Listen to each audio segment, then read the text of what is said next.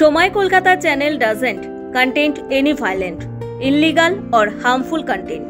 The content provided by this channel meant for incident-oriented education only. RG Kar কাণ্ডের রেশ কাটতে না কাটতেই ভয়াবহ ঘটনা। নন্দীগ্রামে মহিলাকে বিবস্ত্র করে রাস্তায় ছোটানোর অভিযোগ উঠল বিজেপি নেতার বিরুদ্ধে। আসরের শাসক দল বিরোধী দলনেতা শুভেন্দু অধিকারী নির্বাচনী এলাকায় ঘটা এই ঘটনায় শুরু রাজনৈতিক তরজা।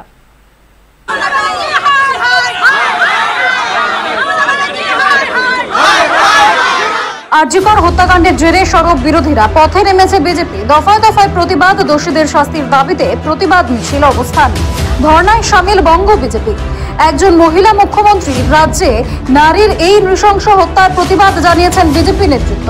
দাবি উঠেছে মুখ্যমন্ত্রীর পদত্যাগের। তবে এই আরজিকর হত্যাকাণ্ডের প্রতিবাদ জানানোর মাঝেই শিরোনামে উঠে আসলো নন্দীগ্রামের ঘটনা।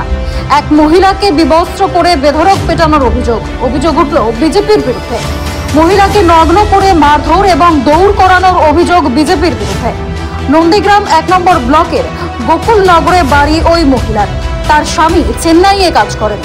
গত পঞ্চায়েত নির্বাচনের আগে এই পরিবার বিজেপি থেকে তৃণমূলে যোগদান করে, কিন্তু পুনরায় বিজেপিতে ফেরার জন্য চাপ দেওয়া হচ্ছিল বলে অভিযোগ। গত রাতে বাড়িতে নাবালিকা মেয়ের সঙ্গে ওই গৃহবধূ একা ছিলেন। সেই সময় স্থানীয় কয়েকজন দুষ্কৃতী ও বিজেপি নেতৃত্ব বাড়িতে হামলা করে বলে অভিযোগ।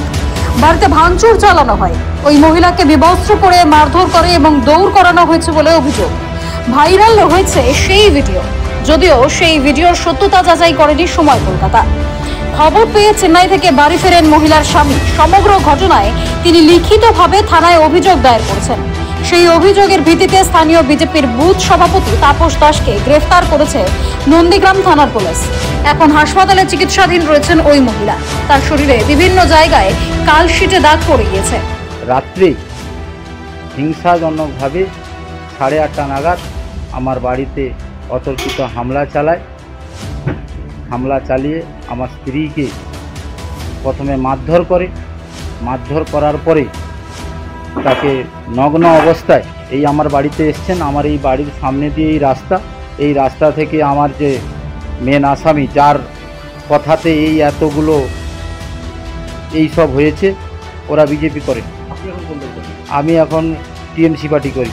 যখন শুনতে বলে যে প্রশাসন সতর্ক হয়ে গেছে, প্রশাসন আসতেছে, তখন আবার টেনে নিয়ে এসে আমার বাড়ির সামনে ফেলে দিয়েছে।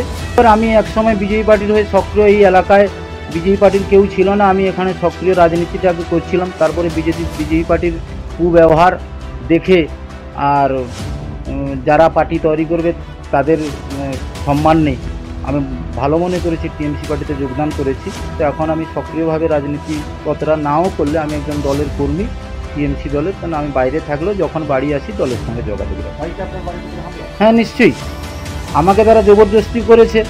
তারা যখন নন্দীগ্রাম থানাতে তাকে ছাড়াতে পারলো না, নিজেরা যখন হেরে গেল টিএমসি দলের কাছে, তখন আমার প্রতি চাপ সৃষ্টি করলো। যেখানে বিরোধী দলনেতা শুভেন্দু অধিকারী নারী নির্যাতনের বিষয়ে সরব হচ্ছেন, সেখানে তারই নির্বাচনী এলাকায় মহিলাদের উপরেই এই অমানবিক অত্যাচারের অভিযোগ। আসরে নেমেছে শাসক দল।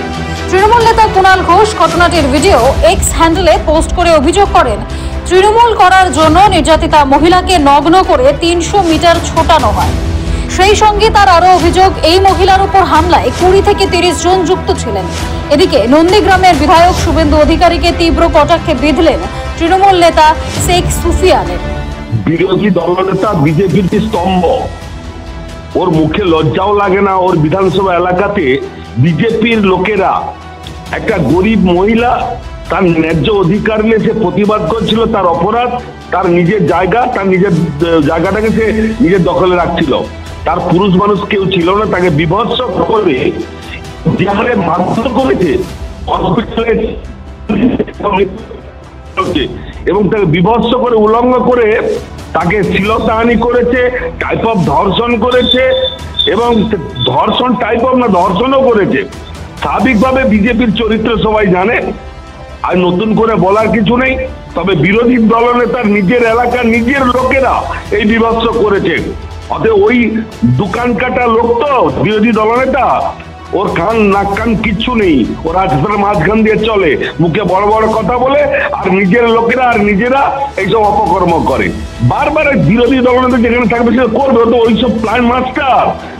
আরজিকর হসপিটালে একটা ঘটনা ঘটেছে, তার তদন্ত চাইছে আমাদের মুখ্যমন্ত্রী, তার দৃষ্টান্তমূলক শাস্তি চাইছে, ফাঁসির দাবি করছে। তারপরেও আরজিকর হসপিটালে গিয়ে এই ভাঙি কোটি কোটি টাকার জিনিস নয় ছয় সিপিএম বিজেপি যৌথভাবে, এ কোন সমাজ, এ কোন ইতিহাস, কোন রাজনীতি দল? আর তাদের মুখে বড় বড় কথা। একইভাবে সরব নন্দীগ্রাম 1 নম্বর ব্লক তৃণমূল সভাপতি বাপ্পাদিত্য গর্গ। চুলের মুঠি ধরে তাকে বাড়ি থেকে বের করে এনে নগ্ন করে 300 মিটার পর্যন্ত হাঁটায়। শুধু তাই নয়, মধ্যযুগীয় বর্বরতাকেও হার মানাবে। সে যখন প্রবল তৃষ্ণায় কাতরাচ্ছে এক ফোঁটা জলের জন্য, তখন সেখানে মন্তব্য করা হচ্ছে যে ওর মুখে প্রস্রাব করে দাও।